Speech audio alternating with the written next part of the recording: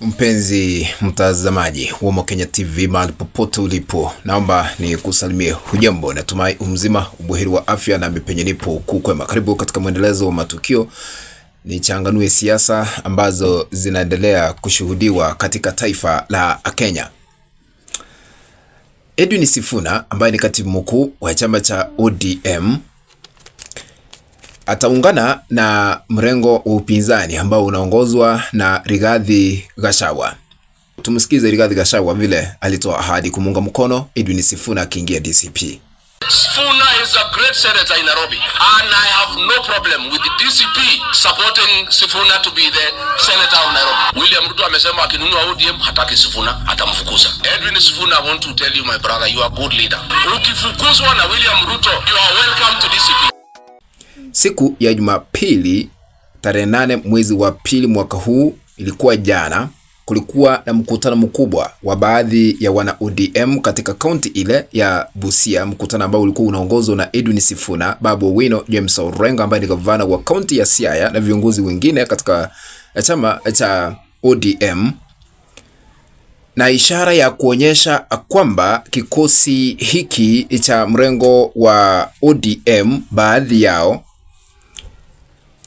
wamekataa kuingia katika serikali ya Rais William Ruto, na ishara ya kuonyesha viongozi hao wakiongozwa na Edwin Sifuna wataungana na Rigathi Gachagua ni uwepo wa Richard Onyonga ambaye ni seneta wa kaunti ya Kisii, ambaye amekuwa akitembea na Rigathi Gachagua na Dr. Fred Matiang'i kwa muda mrefu, hasa katika siasa za mrengo wa upinzani. Alikuwa katika mkutano ule.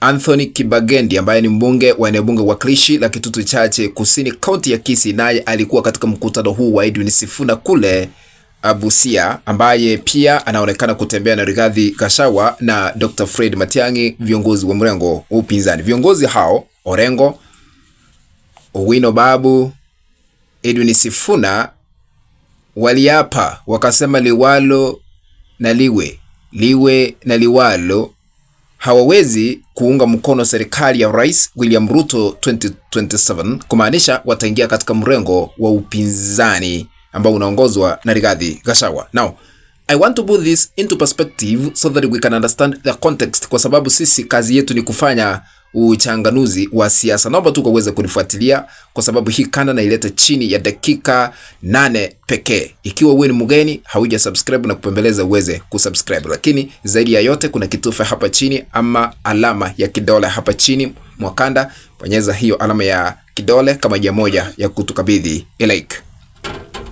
Sababu ni zipi ambazo zitampelekea Edwin Sifuna ambaye ni katibu mkuu wa chama cha ODM kuungana na Rigathi Gachagua na katika chama cha DCP, hasa mrengo upinzani kabla ya 2027? Point number 1, Rigathi Gachagua promised to support Edwin Sifuna for Nairobi Senator 2027.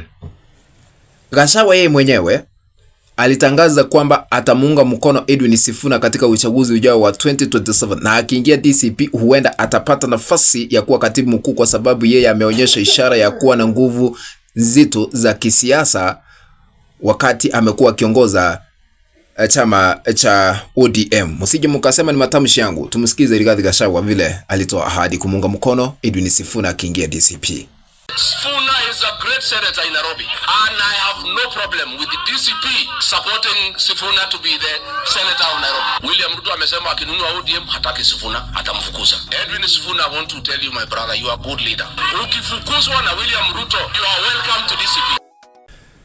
Sauti hiyo ni ya Rigathi Gachagua, kumaanisha Edwin Sifuna ataondoka mrengo wa ODM ama akifukuzwa, kwa sababu kuna hali ya hatari ambayo imeonekana kupitia waziri wa fedha ambaye anaitwa John Mbadi. Alisema lazima watamfukuza Edwin Sifuna ODM, na wakimfukuza ataingia DCP na atakuwa katibu mkuu ambaye ni wa nguvu tena zaidi kudimisha mrengo wa Kenya Kwanza. Point number 2, sababu ya pili ambayo itampelekea Sifuna kuingia DCP ama mrengo upinzani ni kwamba Sifuna force not to support Ruto's re-election in 2027. Edwin Sifuna amekuwa akisikika hata kabla ya kiongozi wa ODM hayati Raila Odinga kuaga dunia.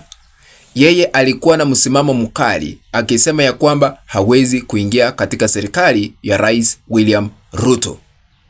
Kumaanisha hakuna chochote ambacho kitambadilisha. Hata kwa mazungumzo yake ambayo aliyozungumza akiwa kwa mkutano Busia, alisema lazima wataunda serikali lakini sio kuingia katika serikali ya Rais William Ruto, matamshi ambayo yaliungwa mkono na seneta wa kaunti ya Siaya James Agrey Orengo, ambaye alisema ya kwamba hawezi kuingia katika serikali ya Rais William Ruto, lakini kile ambacho wanakielewa, wanakijua ni kuunda serikali ya 2027. Hata Babu Owino alisema kama mnatutishia, sisi ndio tuko na nguvu, tutaenda by election hata kabla ya 2027 ili tuwaonyeshe nguvu zetu wazi za kisiasa, ikiwa mnasema ODM ndio iliweza kutukalisha kwa kiti kile. Yaani kumaanisha viongozi hao wako tayari kwa nguvu zile ambazo wako nazo za kisiasa kuhakikisha kwamba wameleta mabadiliko makubwa haswa katika siasa za Kenya. Kumaanisha sasa hivi tuko na mirengo miwili tuseme katika chama cha ODM, yaani chungwa limekatika. Kuna wale ambao wanaunga broad based government ama serikali jumuishi, na kuna wale ambao hawaungi na wamesema ya kwamba hawawezi kuunga mkono serikali jumuishi. Wale ambao wanaunga ni seneta wa kaunti ya Siaya ambaye ni kakake hayati Raila Odinga ambaye anaitwa Oburu Odinga, na chair lady wa ODM ambaye ni gavana wa kaunti ya Homa Bay Gladys Wanga, naye yuko katika serikali jumuishi, na wengine na wale ambao ni mawaziri ambao waliingia katika serikali ya Rais William Ruto waliachwa pale. Huenda chances ziko juu kwamba watasalia pale, akiwemo John Mbadi, Hassan Joho na yule mwingine waziri wa Kawi Opiyo Wandayi na wengine ambao waliingia katika serikali ya Rais William Ruto. Lakini wengine katika kikosi hiki kingine wamesema hawawezi kuingia katika serikali ya Rais William Ruto. Naomba kuuliza swali. Je, Edwin Sifuna nguvu zile ambazo ako nazo za kisiasa akiingia DCP zitadidimia ama zitaongeza zaidi na kushinda kiti cha useneta katika kaunti ya Nairobi? Utaniandikia katika sehemu ya maoni. Kufikia hapo mpenzi mtazamaji, ndipo natia kikomo katika uchanganuzi wa masuala ya kisiasa. Tukutane katika kanda ambayo nitaitengeneza hapo baadaye. If you have not subscribed to our YouTube channel, I'm requesting you to consider subscribing by smashing the subscribe button that is down here once you are, and remember to turn on the notification bell so that the moment we upload a video clip, you'll be notified automatically that Mokenya TV has uploaded a video clip to watch. Remember to share our content also on our WhatsApp groups and on Facebook. And this only way we can continue building this channel of ours, Mokenya TV. Be blessed by our supreme being who lives in heaven. Let's meet in the next video. Bye bye.